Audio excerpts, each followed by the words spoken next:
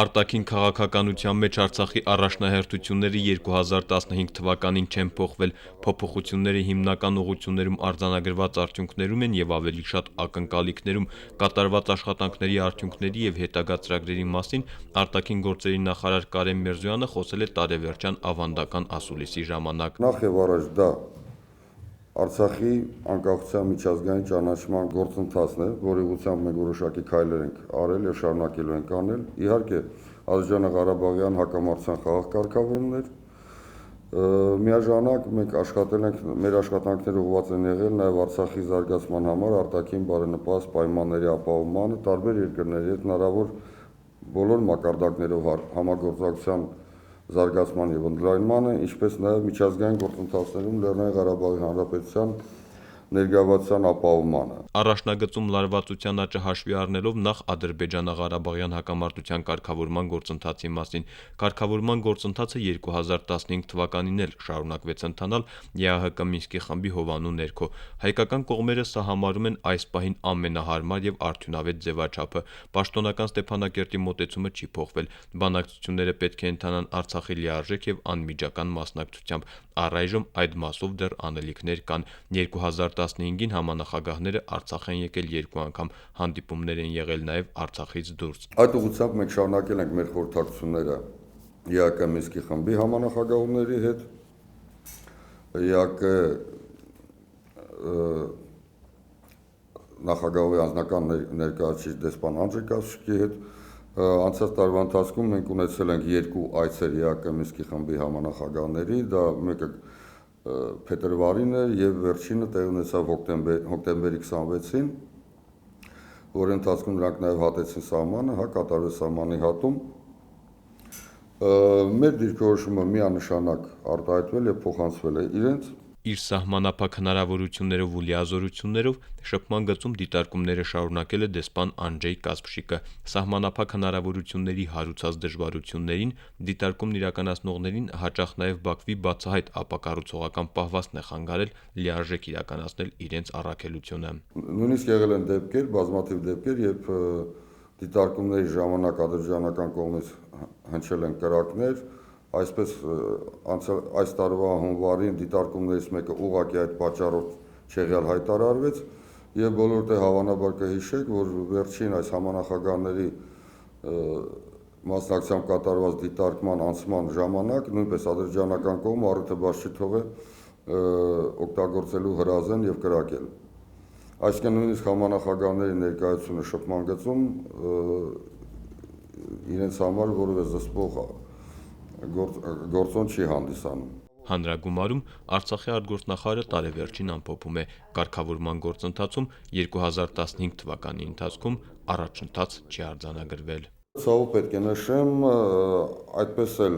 մեզ չհաջողվեց դրանում 2015 թվականին գրանցել իրական առաջընթաց։ Նույնիսկ մենք կարող ենք այսօր խոսել, որ գործընթացը հետընթաց է ապրում։ Այն, որ այդ ջանքերը արդյունք չեն տվել, միայն մեկ մեղավոր ունի, հիշեցնում է Կարեն Միրզոյանը։ Միանշանակ ստեղծված իրավիճակի հիմնական պատասխանատուն Ադրբեջանի վարչակազմն է, իշխանությունները, եւ դա ոչ միայն հայկական կողմերի կարծիքն է։ Ստեղծված իրավիճակում համանախագահների մեղքի բաժինն էլ չի մոռանում Արցախի արտգործնախարարը, ժամանակին չեն սաստել Բաքվին սահմանային միջադեպեր հրահրելու եւ բանակցային գործընթացը խաթարելու համար։ Մենք մի առատավոր երևույթի ականատես ենք, որ երկար տարիների ընթացքում հնչում են անհասցե կոչեր, որոնք ոչ միայն լղոզում են այսքան իրականությունը, այսքան չեն նշում, թե ով է այն երկիրը, այն քաղաքական ուժը, որը հիմնական պատասխանատուն է ստեղծված իրավիճակի համար, բայց նաև մեր գնահատականով ստեղծում են Ադրբեջանի մոտ մի թյուր պատկերացում, որ նման քաղաքականությունը կարելի է շարունակել, որ նման քաղաքականությունը իր համար չի ունենալու որևէ հետևանքներ։ Հայկական կողմերը, ինչպես նախկինում, այնպես էլ այժմ կողմնակից են շփման գծում կայունության ապահովմանը եւ այդ արդիվ առաջարկներ մեկ անգամ չէ, որ ներկայացրել են համանախագահներին։ Մենք հետևական, դա ոչ միայն 2015 թվականն է եղել, նաև նախորդ տարիներին հանդես ենք եկել շփման գծում միջադեպերի հետաքննության մեխանիզմների անհապաղ մշակման եւ իրագործման օգտին ինչը մեր կարծիքով թույլ կտա բացահայտել հրադադարի ռեժիմի իրական խախտողին, իդեմս Ադրբեջանի, եւ նաեւ խուսափել հակամարտության կողմերին ուղղված անհասցե կոչերից։ Այսօր իրավիճակը որոշակիորեն փոխվում է, արդեն նաև միջազգային հանրությունն է պաշտպանում շփման գծում իրավիճակը կայունացնելու հայկական կողմերի կոչերը։ Ամենաթարմը ամերիկացի կոնգրեսականների նախաձեռնությունն է պայմաններ ապահովել սահմանային միջադեպերը հետաքննելու նպատակով։ Շուտով այդ արդիվ լսումներ կլինեն կոնգրեսի արտաքին հարաբերությունների հանձնաժողովում։ Հուսամ, որ այդ լսումները, որոնք նախատեսվում են հունվարին եւ հիմնական նվիրված են լինելու այդ հետաքննության մեխանիզմների կիրարկման, կոնկրետ մեր սահմանին կիրարկման հնարավորությանը կունենան դրական արդյունքներ։ Մեր մոտեցումն է, որը ես հնչեցրել եմ նաև ԱՄՆ-ում,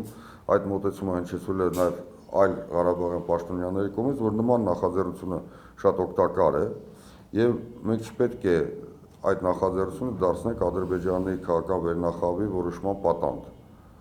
Նման որոշում, նման մեխանիզմ պետք է անպայման իրագործվի, իրականացվի եւ այն կարող է իրոք մեծ դրական նպաստ ունենալ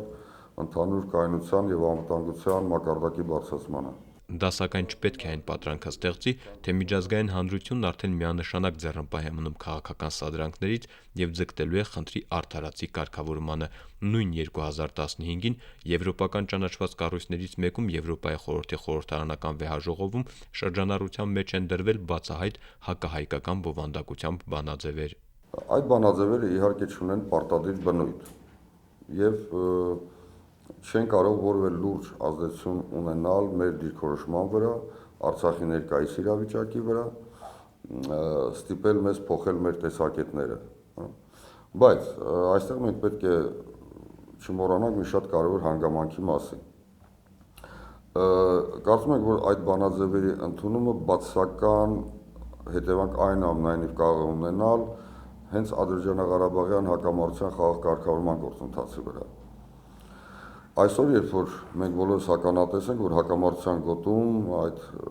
լարվածությունը ստանում է ավելի եւ ավելի վտանգավոր ձևեր, այդ ֆոնին Ադրբեջանի դիրքորոշումը արտահայտող, Ադրբեջանի ջրաղացին ջուր լցնող նման բանաձևերի ընդունումը ոչ միայն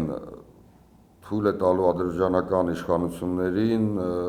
հետագայում եւս հաշվի չառնել լարվածության նվազեցման ուղղված միջազգային հանրության, հայկական կողմերի ԵԱԿ Մինսկի խմբի համանախագահների կոչերը, այլ նաև կարող է ուղղակի ընկալվել Ադրբեջանի կողմից որպես յուրատեսակ կանաչ լույս իր այդ սադրիչ ապակառուցողական քաղաքականությունը շարունակելու համար։ Այս վայրի վերումներում չխորտակվելու ելքը արտգործնախարարը կայացած պետություն ունենալն է համարում։ Հակամարտության կարգավորմանն ուղղված ջանքերի հետ շարունակվել են Արցախի փաստացի անկախության միջազգային ճանաչման ուղղված քայլերը։ Անկախությունն Արցախի ժողովրդի համար ոչ թե քմհաճույք է, այլ անհրաժեշտություն։ Մեր կարծիքով, մեր գիտակցությամբ Արցախի անվտանգության, նրա ժողովրդի խաղաղ ապրելու եւ զարգանալու կարևորագույն երաշխիքը հենց մեր փաստացի անկախության միջազգային ճանաչումն է։ Մեր բոլորի ջանքերը ուղղված են եւ ուղղված են լինելու Լեռնային Ղարաբաղի արկա անկախության, միջազգային ճանաչմանը, որը մենք համոզված ենք միայն հնարավոր լուծումն է։ Արցախի ժողովրդի կամքը, Արցախի ժողովրդի կամարտայությունը, որը երկու անգամ տեղի է ունեցել, անկախության հանրաքվեին, սահմանադրական հանրաքվեին, չի կարող անտեսվել ցանկացած կարգավորման մեխանիզմի ընթացքում։ Արցախի ներկա կարգավիճակը հաշվի առնելով որդեգրվել է ապակենտրոնացված համագործակցության տարբերակը եւ արդեն շուրջ 13 պայմանագրեր եւ հուշագրեր են հավաստում Արցախի քաղաքների բարեկամությունը եւ գործընկերությունը տարբեր երկրների քաղաքների եւ վարչական միավորների հետ։ Բավականին հետաքրքիր աշխարհագրություն է, այսինքն հիմնականում դա Ֆրանսիան է, բայց ունենք նաեւ ԱՄՆ-ում, ունենք նաեւ բարեկամացած քաղաք Իսպանիայի Բասկերի երկրում։ Այս տարի գարնանը մի եւս կարևոր իրադարձություն է, ստորագրվեց համագործակցության պայմանագիր Լեռնային Ղարաբաղի Հանրապետության եւ Ֆրանսիայի դեպարտամենտներից մեկի, վարչական միավորներից մեկի դրոմի հետ։ Դա տեղի ունեցավ հանրապետության նախագահի այցի ժամանակ Արտգործնախարարը կարևորում է կողմերի նախաձեռնությունների արդյունքում համագործակցության այդ տարբերակը 2015-ին իր գործնական արդյունքներն է ունեցել։ Մեր մոտեցումն է, որ այդ համագործակցությունը պետք է լինի գործնական եւ դրա կոնկրետ արդյունքները պետք է հասանելի լինեն բոլորիս համար։ Տարին նաև Արցախը ներկայացնելու նոր նախաձեռնություններով է առանձնացել։ Աշնանն Արցախում Ֆրանսիայի օրեր կազմակերպվեցին 200-ից ավելի հյուրերի մասնակցությամբ։ Այս ոլորտից մյուս նախաձեռնությունը Մոսկվայում Արցախի օրերի կազմակերպումն էր։ Մոտ մեկ շաբաթ տարաբնույթ միջոցառումներով Ռուսաստանի Դաշնության մայրաքաղաքում ներկայացվել է Արցախը իր ողջ բազմազանությամբ։ Մյուս կողմից քայլեր են արվել Արցախը միջազգային ընդհանուր զարգացումներում ընդգրկելու ուղղությամբ։ 2015-ի ընթացքում մեր երկիրը միակողմանի միացել է մի շարք միջազգային փաստաթղթերի։ Արտգործնախարարը դա կարևոր լծակ է համարում Արցախը միջազգային հարթակներում ներկայացնելու խնդիրը իրագործելու համար։ Մեր գնահատականով դա այս գործընթացը շատ մեծ կարևորություն ունի ոչ միայն Արցախի ներքին կյանքը միջազգային չափանիշներին համապատասխան կառուցելու եւ զարգացնելու առումով, բայց նաեւ շատ դրական է երկրի արտաքին քաղաքական իմիջը ձևավորելու առումով։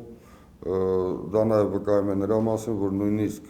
շարունակվող պատերազմի պայմաններում, մի երկիր, որը գտնվում է շրջափակման մեջ, կարելի է կառուցել նորմալ ժողովրդավարական պետականություն,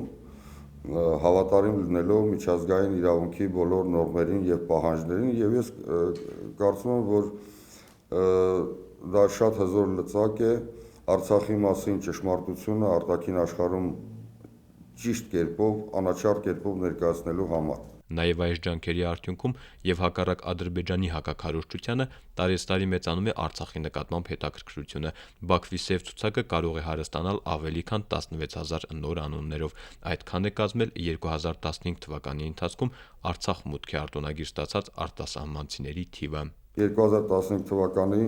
ընթացքում մենք ունեցել ենք մոտավորապես 16500 կամ մի փոքր ավել պակաս այցելու։ Հիմնական երկրները, որտեղից այստեղ ժամանել են այցելուները, շատ հետաքրքիր աշխարհագրություն է։ Մենք ունենք Ամերիկայից, Ֆրանսիայից, Գերմանիայից, Արգենտինայից, Ռուսաստան, Իրան, Լիբանան եւ Սիրիա։ Էլի մի հետաքրքիր մանրամասն նախորդ տարվա ընթացքում ավելի նկատելի կերպով աճել է Արցախ այցելած օտարերկրյա լրագրողների թիվը։ Եթե նախորդ տարի մենք ունեցել ենք մոտավորապես 48 լրագրողներ, որոնք այցելել են Արցախ իրենց հոդվածները, նյութերը պատրաստելու համար, այս տարի 120 օտարերկրյա լրագրող։ Ինչպիսին կլինի 2016 թվականը, արտգործնախարարը կանխատեսումներից ձեռնպահ է մնում, փոխարենը հավանական մարտահրավերներին դիմակայելու հանրաճանաչ դեղատոմսն է հիշեցնում։ Կա ընդամենը մեկ դեղատոմս, հստակ իմանալ քո նպատակները, թե ուր ես դու գնում, ինչի համար ես դու աշխատում, ապրում եւ հավատարիմ լինել քո գաղափարներին, քո տեսլականին։ Դա ես Արցախում մեր ժողովրդի, մեր իշխանությունների մեջ տեսնում եմ։